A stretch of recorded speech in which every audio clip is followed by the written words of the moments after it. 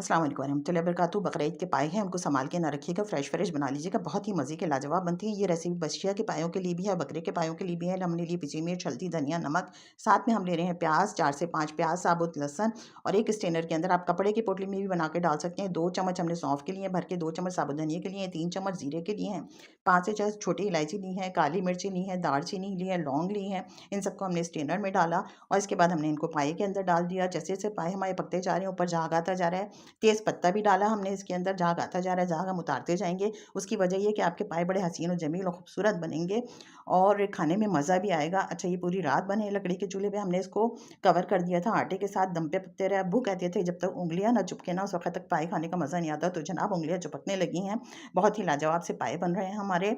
और अब आ गया है बघार का टाइम। जो अच्छा जो हमने साबुत प्याज़ और लहसुन डाली थी ना, वो भी हमने निकाल के हाथ से मैश करके पायों में मिक्स कर दी। बघार के अंदर हम डाल रहे हैं 2 अदद लौंगिया, 4 से 6 हम छोटी इलायची और प्याज़ और उसके साथ-साथ हम डाल रहे हैं कश्मीरी लाल मिर्च। इससे हसीन और जमील बड़ा प्यारा खूबसूरत कलर आएगा आपके पायों का। उँगलियाँ जुड़ेंगी और इतने मज़ेदार होंगे कि बस ना पूछें।